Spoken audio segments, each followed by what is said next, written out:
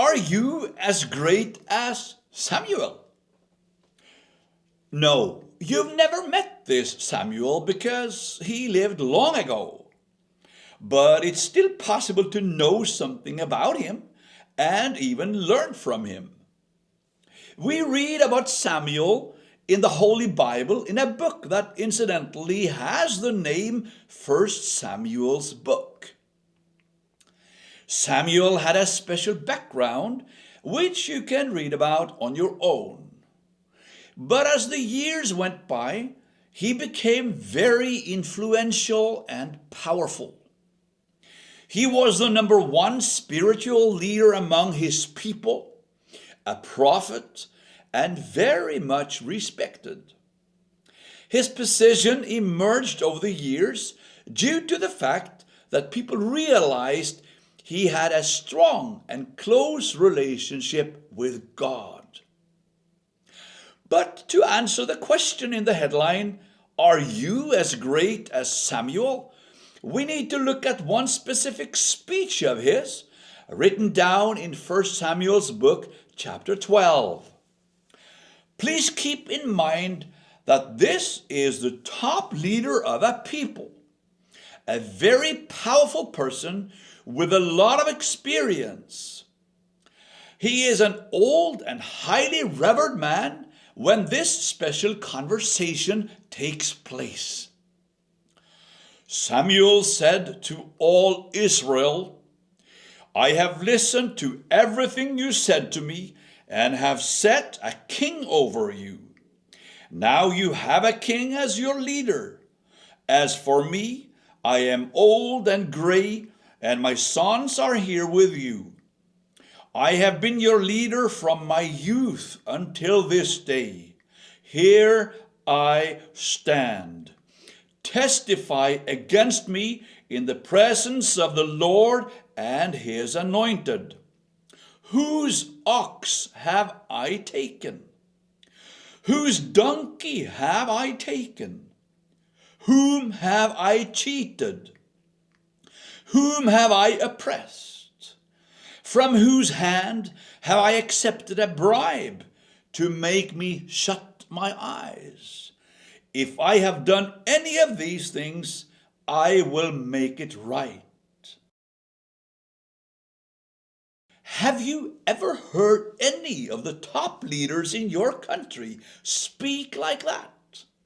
Your prime minister or president or some other political leader? If that ever happens, it must be very, very rare.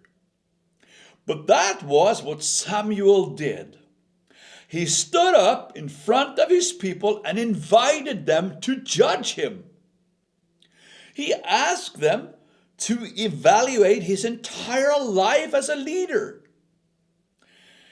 We know how often powerful people grab what others should have had, how easily they pursue greed and selfish gains. But here's a man who knows how he has conducted his life.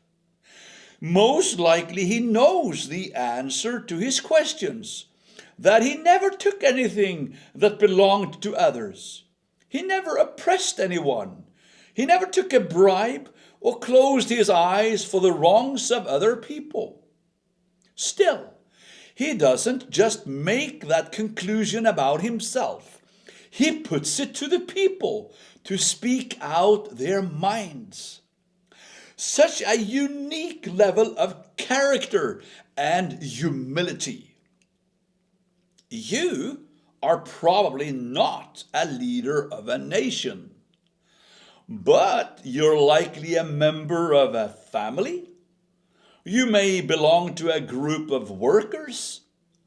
Maybe you're a member of a church. So here's the question. How are you in the eyes of those you are close to? How do they see you treating them? Your parents, your kids, your siblings, your colleagues, your fellow church members? If you want to be as great as Samuel, you can emulate his way.